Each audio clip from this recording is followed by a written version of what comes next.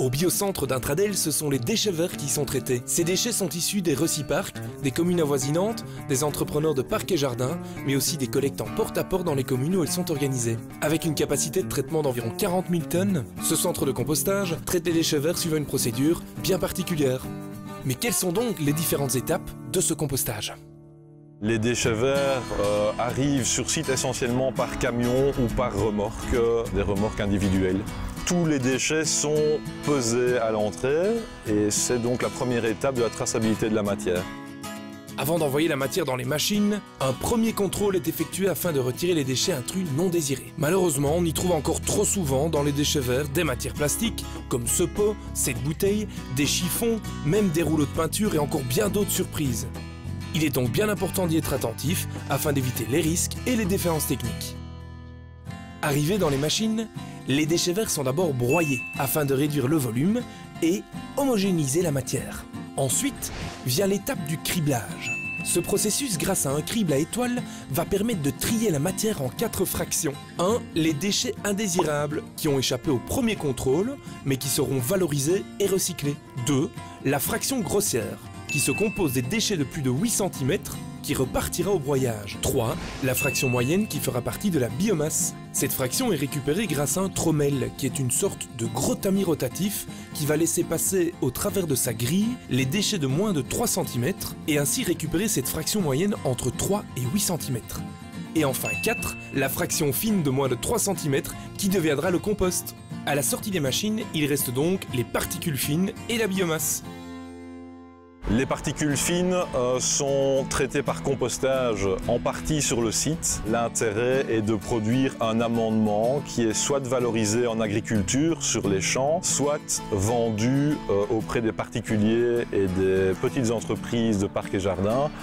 Nous avons également une production de biomasse bois qui sert essentiellement de combustible dans des chaudières industrielles de moyenne puissance, qui permettent de générer de l'électricité verte et de la chaleur. Les particules fines, qu'on appelle broyats, sont stockées pendant 5 à 6 semaines sous forme d'andins qui mesurent environ 5 mètres de large, 2,50 m de haut et 30 mètres de long. La phase de fermentation contrôlée peut alors commencer. Qu'est-ce que nous entendons par fermentation contrôlée? C'est tout simplement des thermomètres qui vont être plantés donc dans l'andin pour déterminer la température de ce dernier. Alors, nous devons atteindre pour l'agriculture biologique une température de 55 degrés et ce pendant 21 jours. Après cette phase de fermentation contrôlée, le processus de maturation peut alors débuter.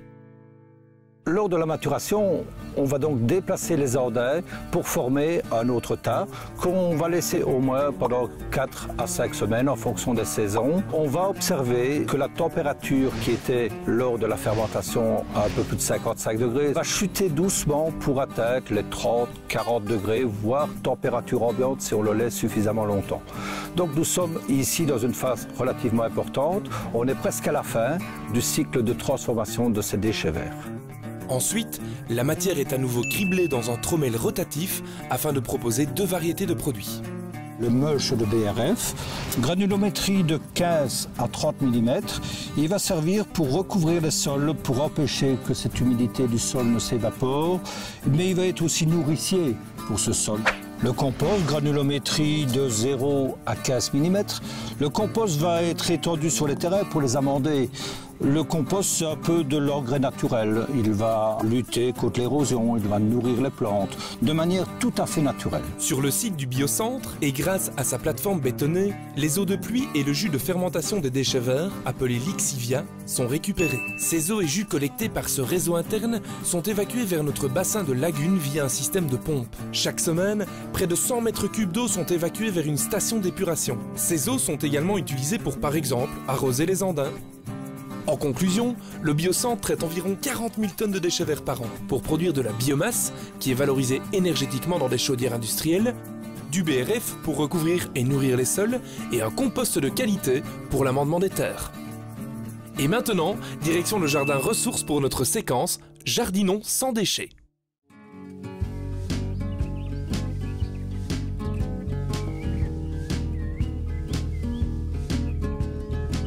Le Le jardin ressources d'Intradel est un jardin agroécologique, pédagogique et participatif de 5000 m². C'est un lieu de formation à destination des citoyens pour valoriser soi-même ses déchets verts afin d'éviter de se rendre au Reciparc. On y retrouve même des moutons et des abeilles domestiques. Grâce aux ruches présentes, vous pourrez apprendre comment adopter un rucher chez vous. Plus qu'un simple jardin, une oasis de biodiversité productive et esthétique pour le bonheur de tous. Ah bonjour, soyez les bienvenus au Jardin Ressources d'Intradel. Jardin Ressources Intradel, ça veut dire que ici c'est un jardin participatif où on va transformer les déchets, non pas vers la poubelle, non, mais en ressources. Regardez, je viens de terminer ici ce petit hôtel à insectes qui a été fait avec un vieux meuble. Un vieux meuble, zéro déchet, et ça ne coûte rien.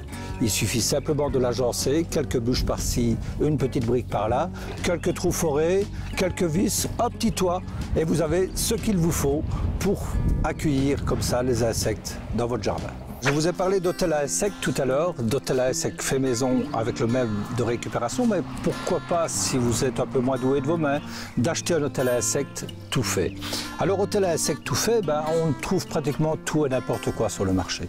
Participer à nos ateliers, c'est apprendre aussi comment bien choisir son hôtel à insectes. Alors peut-être allez-vous vous demander à quoi sert cette paille.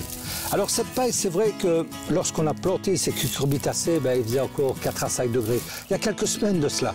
Eh bien, pour protéger ces cucurbitacées du gel, du froid, eh bien, on a paillé. On a paillé avec de la paille comme ceci qui va avoir un résultat thermique. Savez-vous qu'un jardin moyen fait de l'ordre de 500 kg de déchets par an. C'est 3 à 4 fois plus que ce que l'on produit dans la cuisine. Donc ça vaut la peine de s'intéresser à tous ces déchets qu'on va transformer en ressources. Voilà un peu ce que je vous propose ici. Alors le compost, c'est pas difficile, mais encore faut-il avoir des bons outils. Le composteur, c'est ce qui va nous permettre de faire du compost. Alors en fonction de la famille, en fonction du nombre de déchets que l'on veut traiter, eh bien on optera ici pour cette fabrication faite maison avec quelques palettes, un peu de treillis, un peu de géotextile, un petit toit. On estime que c'est pour une famille de 4 à 5 personnes.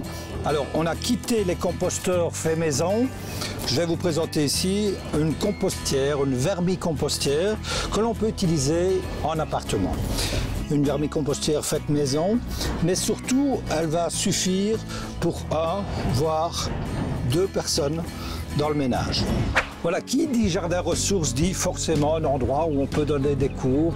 Je vous propose de découvrir avec moi donc cet atelier pédagogique qui a été réalisé avec des conteneurs marins.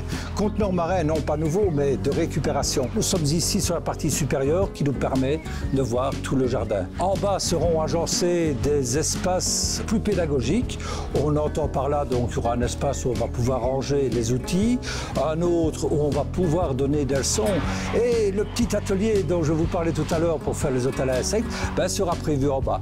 Voilà donc ici à l'année, que ce soit en hiver, que ce soit en été, nous pourrons vous recevoir pour donner des informations sur le jardin ressources, mais aussi pour des ateliers sur le jardin ressources.